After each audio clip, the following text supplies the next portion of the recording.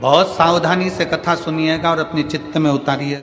शिव महापुराण की कथा जिसके घर में चल रही है, जिसके टीवियों पर चल रही है, जिसके फेसबुक यूट्यूब पर चल रही है, जिसके मोबाइलों में चल रही है, घर में भले 5 मिनट शिव महापुराण की कथा चले, पर प्रतिदिन अपने मोबाइल को चालू कर 5 मिनट शिव पुराण चालू कर छोड़ दिया।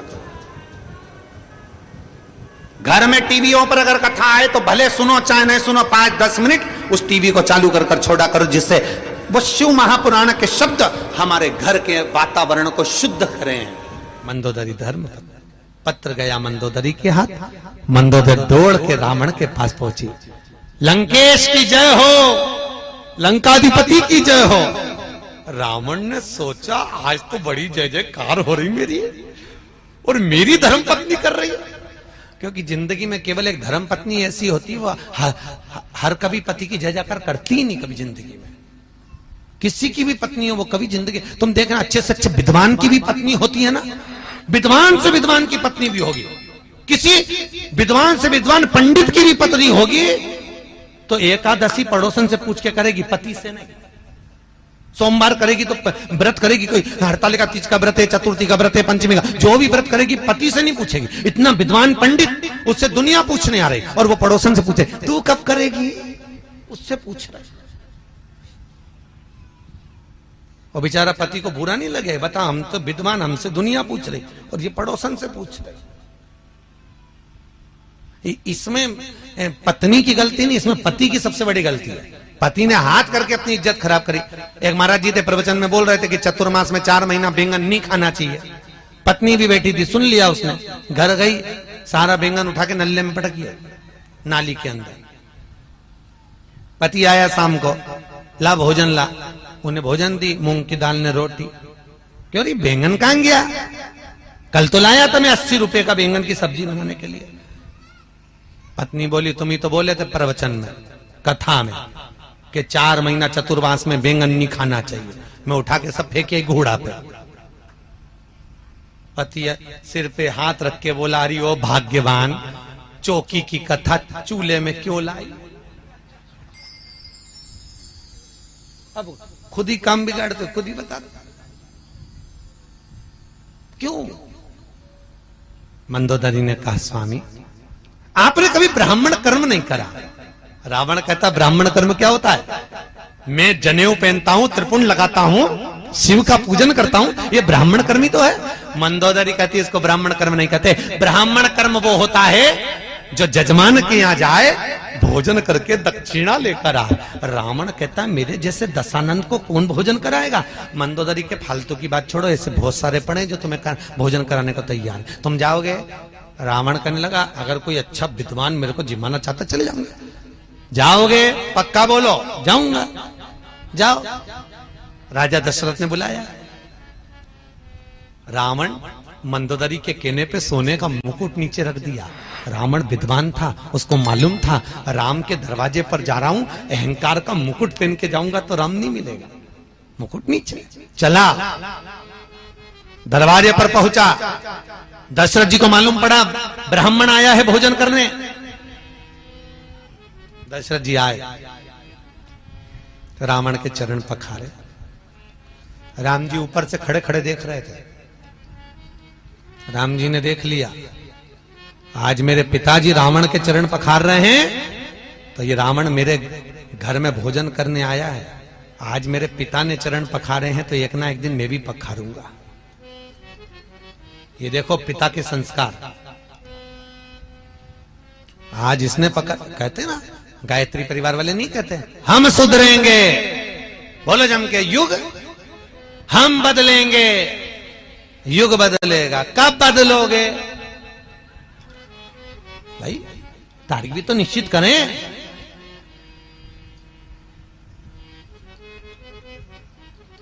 एक माता पिता ने अपने बच्चे को समझाया, सुन शाम को गुरुजी आएंगे, प्रणाम करना हो। शाम को गुरुजी आए, चल प्रणाम करके नहीं करना। पिताजी ने 2 धर के दिया, गुरुजी प्रणाम कर, नहीं करना। बच्चा रोने लगा। इतने में माँ आ गई, माँ ने कहा बेटा प्रणाम कर ले, गुरुजी हैं, नहीं करना। माँ ने भी धो दिया उसको मोगरी उठा के। इतने में गुरुजी बोले काहे को मार रहे हो कि प्रणाम नहीं कर रहा। तो गुरुजी बोले नहीं कर रहा तो मत करने दो, कम से कम तुम दोनों तो करो। अब जैसे ही माता पिता ने प्रणाम करा, बच्चे ने साष्टांग दंडवत कर दिया, क्योंकि हम झुकेंगे तो आने वाली पीढ़ी झुकेगी। सही बोलो जीजियों। पहले जो गांव में घर होते थे या शहर में घर होते थे, उसका जो दरवाजा होता था चौखट, वो बहुत छोटी होती थी। सही है कि गलत है? बहुत छोटी। आपके गांव में तो आज भी होगी कई कई जगह, बहुत छोटी चौखट। और आजकल चौखट हो गई बड़ी। पहले छोटी चौखट इसलिए होती थी कि कितने भी बड़े परिवार की लड़की हमारे यहां शादी करके आ जाए, कितनी भी बड़े परिवार की बहू हमारे घर में आ जाए, झुक के चलना सीख जाए। नहीं झुकेगी तो 2-4 बार माथा भड़केगी चौखट पे, झुकेगी। आजकल चौखट हो गई ऊंची, तो बहुए भी बोल तो रही डुकरिया बोल, वो काय को झुके, वो काय को झुकेगी। इसलिए निवेदन है, बमुओं को झुकाना है तो चौखट थोड़ी छोटी कर दो। अगर छोटी नहीं हो तो घर से एक पटिया खरीद ला, ठोक दो। थोड़ा झुकना सीखिए।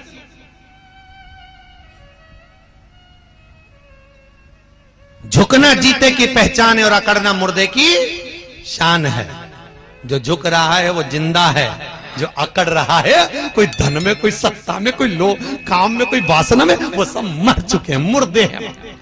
जो अकड़ रहा, 4 ट्रैक्टर, 3 मोटरसाइकिल न 2 गाड़ी, उसकी अकड़ देख के समझ में आ जाए मरा हुआ है, मर गया।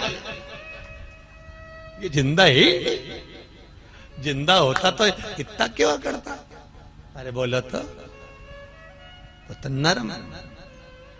जो धन पाकर भी नम्र रहे तो वो एक ही बात कहता है, सब उसी ने दिया है, हमारा है क्या? क्या लेकर आए थे? ऊपर से आए थे जब। अरे बोलो तो कुछ लाए थे? फ्रिज लाए थे, कूलर, वॉशिंग मशीन, जमीन। तुम्हें तो मालूम भी नहीं था कि कहां पैदा हो गए, ये भी नहीं मालूम था कि पूरा शरीर अच्छे से मिल जाएगा, हाथ पैर पांव आंख नाक, एक आध आंख निपटा के भेजता तो क्या कर लेते? अरे बोलो तो वापिस के झगड़ा करने जाते हैं कि लड़ाई करने जाते हैं? पूरा डिपार्टमेंट अच्छा दिया उसने। तुम्हें यह भी नहीं मालूम था कि अच्छे घर में पैदा हो जाओगे, पान तलई में आ जाओगे, अच्छी जमीन जायदाद घर परिवार सब अच्छा मिल जाएगा, अच्छे कुल में पैदा हो जाओगे। ये भी नहीं मालूम था किसी भिखारी के घर में पैदा हो जाते और घंटा घर के पास में कटोरा लेके बैठे रहते तो? बोलो तो सही, उसकी कृपा कितनी है, सोचो। हर पल उसको धन्यवाद देना चाहिए, हर पल। ये जायदाद दी है, ये औलाद दी है, मुसीबत में हर वक्त इमदाद दी है, तेरा ही दिया मैंने खाया पिया है, तेरा शुक्रिया है, तेरा शुक्रिया है। मुझे भोले बाबा ने बहुत दे दिया है, तेरा शुक्रिया है, तेरा। पर करे क्या? कई कई को तो इतनी अकड़, कई कई माता ही कह देती है वो तो मैं जिंदा हूं इसलिए घर चल रहा है, जिस दिन मैं मर गई आटे दाल का भाव मालूम पड़ जाएगा। तो जो डोकरी बोले उससे कहते आधा घंटा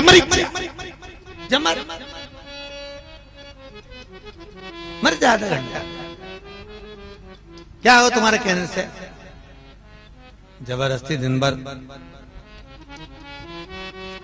पीछा पकड़ के बैठी रहो, बहू ये मत फेंक, बहू वो मत फेंक, इतनी रोटी बना ली, इतनी सब्जी बना ली, इतना फेंक दिया, इतना फेंक दिया। अच्छा ईमानदारी से बोलो, जिंदा हो तो तुम्हें दिख रहा है कि इतनी सब्जी बना ली, इतनी फेंक दी, इतनी फेंक दी। मर जाओगे तो क्या ऊपर से झगड़ने नीचे आओगे? तो क्या करना? शिव महापुराण की कथा कहती है, क्या किसको रोइए, चादर तान के सोइए, आग लगे बस्ती में अपन रहो मस्त। क्या करना अपन? संत नामदेव, संत नामदेव जी के घर में लग गई आग। लोगों ने कहा नामदेव जी तुम्हारे घर में आग लग गई। नामदेव जी ने दूसरा कमरा और खोल दिया। नामदेव जी ने दूसरा कमरा खोला, अग्नि देवता से कहा जाओ अंदर और आओ, इसमें भी आग लगा, जला। गांव के लोग कहने लगे बताओ नामदेव पागल है। नामदेव जी की एक गोदड़ी एक कम्बल हेड़ लिया।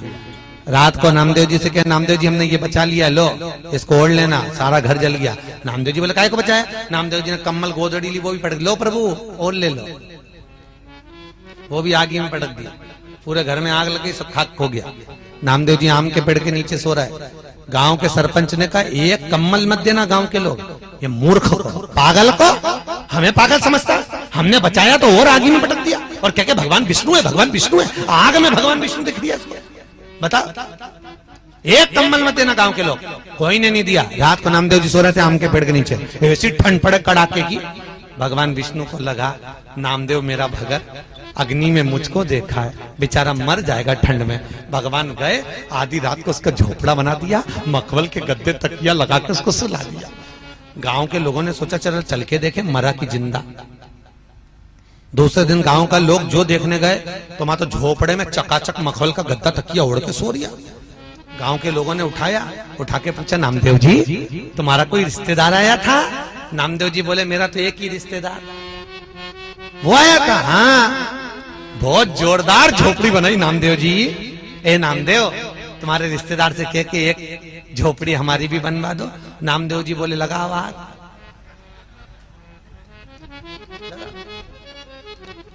तुम अपना अपना घर में आग लगा, वो झोपड़ा बना। पैदा उसने किया। महाराज मंदोदरी ने भेज दिया। दशरथ जी चरण पखारे, राम जी ने देख लिया। राम जी ने देखा पिताजी चरण पखारा, मैं भी पखारूंगा। और आया था जब रामेश्वर धाम की स्थापना हुई, कोई विद्वान पंडित नहीं मिला। हनुमान से कहा कोई विद्वान पंडित लाओ। विभीषण से पूछा तुम्हारी नगरी में कोई विद्वान है? विभीषण ने कहा मेरे भाई से बड़ा विद्वान कोई नहीं। हनुमान जी मंदोदरी के कहने पर रावण को रामेश्वर धाम की स्थापना कराने लाए थे।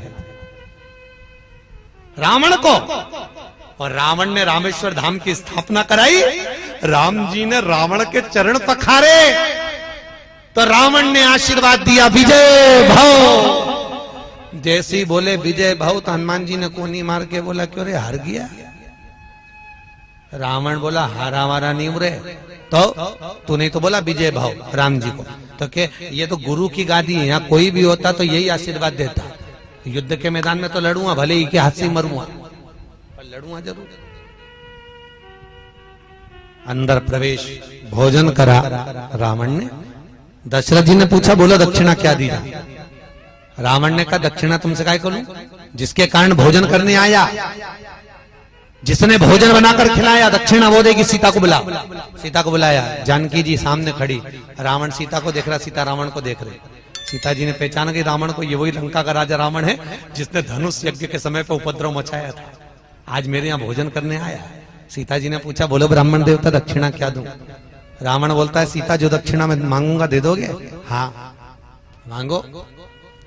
उधर मंदोदरी हाथ जोड़ के बैठी सरस्वती मैया आज कुछ ऐसा चमत्कार कर दे, ऐसा चमत्कार कर दे कि मेरा पति का दूसरा जन्म नहीं हो, मोक्ष हो जाए, क्योंकि मैंने राम के दरवाजे पर भेजा है उसको। राम के दरवाजे पर कुछ कृपा कर दे। और रावण, सीता जी पूछ रही है दक्षिणा में क्या चाहिए? अब रावण के यहां कुछ कमी तो थी नहीं, कोई कमी नहीं थी।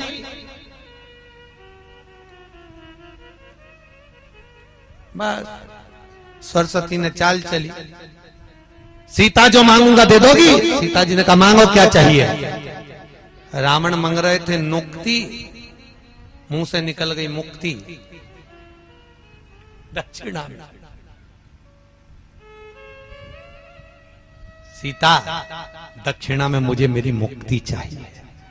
सीता जी कहती हैं दूंगी, पर मैं नहीं दे सकती। सीता जी को मालूम था मुक्ति देने वाली मैं नहीं, मुक्ति देने वाला तो राम है। सीता राम के पास गई, दक्षिणा में रावण मुक्ति मांग रहा है। राम जी कहने दे दे। सीता जी कहती हैं अगर रावण को दक्षिणा में मुक्ति देना है तो पहले लंका में भक्ति को भेजना पड़ेगा। लंका में भक्ति जाएगी तब रावण को मुक्ति मिल पाएगी। राम जी कहते हैं लंका में भक्ति भेज दूंगा। सीता जी कहती हैं तुम्हारी इस धर्म पत्नी का एक नाम भक्ति है, जब तक सीता लंका नहीं जाएगी तब तक रावण को मुक्ति नहीं मिल पाएगी। राम जी कहते हैं सीता मेरे शंकर के भगत को मुक्त करने के लिए तुझे लंका भेज दूंगा। और सीता लंका में गई, ऐसी भक्ति हृदय में बैठी रावण के, ऐसी भक्ति बैठी कि रावण मुक्त हो गया। मुक्त मुक्त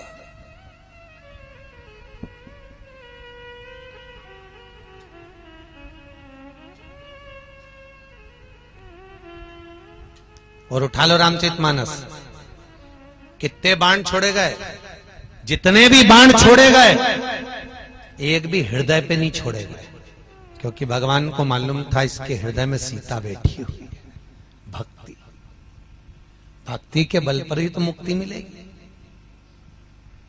महाराज शिव रामचरितमानस कर रही है, शंकर की कथा कर रही है, बिंदुक चंचुला का चरित्र कराए। बिंदुक ब्राह्मण कुल में जन्मा पर ब्राह्मण कर्म नहीं करा, चोरी कर लाता, ला कर देता पत्नी को, धर्म पत्नी को, और चोरी कर लाता पत्नी को देते जाता, चोरी कर लाता पत्नी को देते जाता। धर्म पत्नी और पत्नी का सबसे बड़ा अंतर है, पत्नी पति की कमाई को ले जाकर पार्लर में लगाती है और धर्म पत्नी पति की कमाई निकालकर शिव महापुराण में लगाती है। दोनों की कमाई में अंतर है महाराज, दोनों में। बिंदुक गया चोरी कर लाता था, ब्राह्मण कर्म कभी नहीं, ब्राह्मण कर्म से वंचित रहा। एक बार धन चुरा कर ला रहा था, दीवार पर से नीचे कूदा, मालूम नहीं था कि नीचे कुआं है, बावड़ी है, कूद गया, गिर गया, मर गया। शिव पुराण कहती है 3 तरह से मरे हुए व्यक्ति को मोक्ष नहीं है महाराज। पहला, पानी में डूबकर मरा हुआ। दूसरा, स्त्री के हाथ से मरा हुआ। तीसरा, सर्प के डसे से मरा हुआ। फिर से बोलो, पहला कैसे? पानी में डूबकर मरा हुआ। दूसरा, स्त्री के हाथ से। तीसरा, सर्प के डसे से। 3 तरह से मरे हुए व्यक्ति को मोक्ष नहीं है, मुक्ति नहीं। पानी में डूबकर मरे हुए वाले व्यक्ति को मोक्ष नहीं मिलता, वो प्रेत योनि में पड़ा रहता है, भटकता रहता है, पर उसको ना तो मुक्ति, मुक्ति का मतलब है ना दूसरा जन्म होता है और ना मोक्ष।